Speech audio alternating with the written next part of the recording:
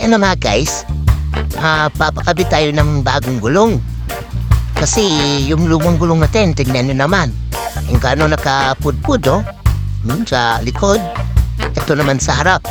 Kaya guys, kailangan talaga natin magpakabit. At po si Manong, magaling magkabit. Walang tibid-tibid di tulad sa iba na pag nagpakabit ka, minamadali ka, at saka hindi maayos yung pagagawa. Si Manong tagang pulido.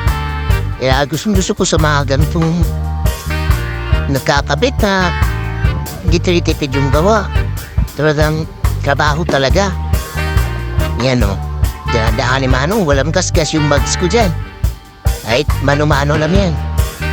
Saka kita mo talaga na eksperto na si Manong sa pagkakabit kasi easy lang sa kanya. At saka alam na alam nung gagawin. Di tulad sa iba na parang di mo alam kung marunong talaga o hindi. Manong, sige, go! Kaya yan, kinakabitan niya yung unahan na gulong para yung kasundaman yung likod. Kasi dalawa yung pinapakabit ko dito guys.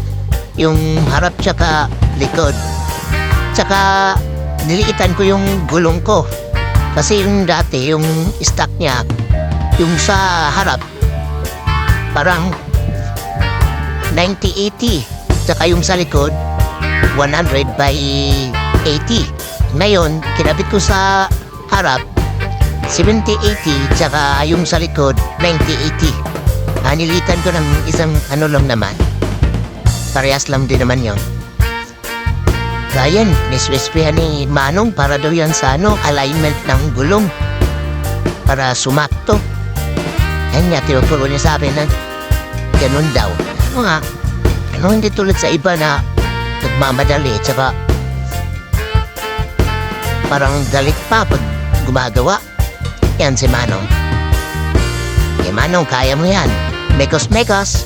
Mekos na yung silat. Ayun, binuhos na. Binuhusan ng ensan.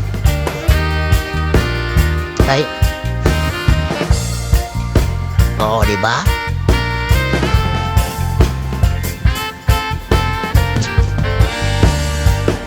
Ayun na, hinangina na ni Manong para matapos na raw. Ayun, ito naman sa likod guys. Ang tinatanggalan ni Manong yung gulong sa likod. At saka para matapos na rin daw yung kasi may iba pang customer na dati. At saka yun, isang close-up ka dyan. Yun. At dadot pala ako dun sa tapat bumili dun sa tindahan na yun. Yung may nakaupo na nagsiselfone yun. Yun. Yun. Yan, ako bumili ng gulong, tsaka dito lang sa tapat yung paggawaan. Alam na ng may-ari ng shop na yun na magaling talaga si Manong magkabit. Saka kaya sa kanya po nirekomenda. Ayan na nga guys, pudpud na masyado yung gulong ko.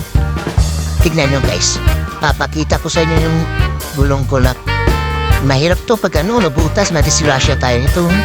Nipis na. Kita na yung mga sinulid. So, ito naman yung sa harap niya. Yan parang may lumubog na yung sa sobrang. Kita na yung mga sinulid niya, yung paluluwa.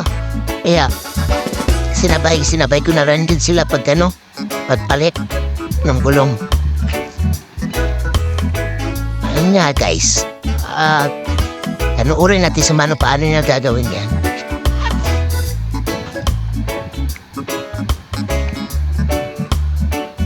Kaya dito nilinis yung bags ko para daw walang tusok na aiwan. Ayun, daling talaga sa paglalagay pa lang ng pito. Mahalata mo na magaling na talaga, veterano ko. Shoot agad, galing naman. Shoot na shoot kahit matanda, shoot agad Ano pa, di pa nga nakatingin yun Paano pa kaya kahit madilim daw, shoot na dyan yun Nainigpitan niya yung pito. Tsaka yung gulong ko pala guys, ang pinalit ko, local brand lang. Yung samurai lang. Kasi ganun din naman, 3 buwan, 4, papalitan ko na rin naman yan. Ulit. Kaya, mas maganda kasi pag itong local brand na to, kasi makapit, kahit mabilis mapudpud, makapit siya. Hindi ka talaga mag-aalangan kahit madulas yung daan. Ayan, kinakabit na ni Manong yung gulong sa likod. Yun, bilis oh. Dali no. Kahit mabilis siya gumawa guys, walang basket yung mags ko dyan. Alam niya talaga kung paano, diskarte mo. Di mo, may guhit na pula yan, di ba? May gas-gas yan, kita mo agad yan. Wala. Kahit kunti, wala. Galing talaga ni Manong. Kung mga veterano tayo, mekos-mekos na naman sa silan pa. Diba, tinuruan din ako, Manong, ano daw? Pag nabutas daw, lagyan ko, ko lang. Hanginan ko lang daw. Tapos ikot-ikot yung bulong para mabulit agad yung butas para hindi maano ng hangin. Yun. Ang galing din, Manong. May marunong na mag-sense talk. Ayan, no? Kinawang bata pa yung gulong. Ayan, again naman kung kita kung may hangin, may singaw. Ayan na, nakabit na. Bilis talaga naman ang kubit ko. Parang wala alam mo. Yun o, ama to. Oops. Hindi kaya yan, Manong. Kailangan mo umupo dyan. Nakakangawit yan. Kuha ka ng upuan, Manong. Kuha ka ng upuan. Yun na, pinapahirapan mo pa sa sarili mo. Alis ka muna dyan. Kuha ka upuan. Yan, nakaupo na si Manong mo. Sabi ko nga diba? Ang bilis lang pag nakaupo. Ayun. Salpak agad.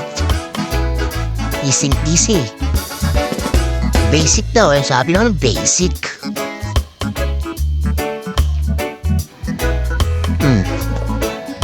Yan, lipitan na. Okay.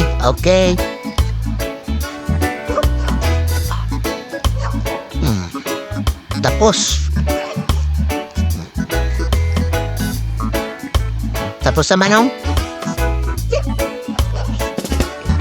Yun no, ganda talaga pag bago yung gulong mo.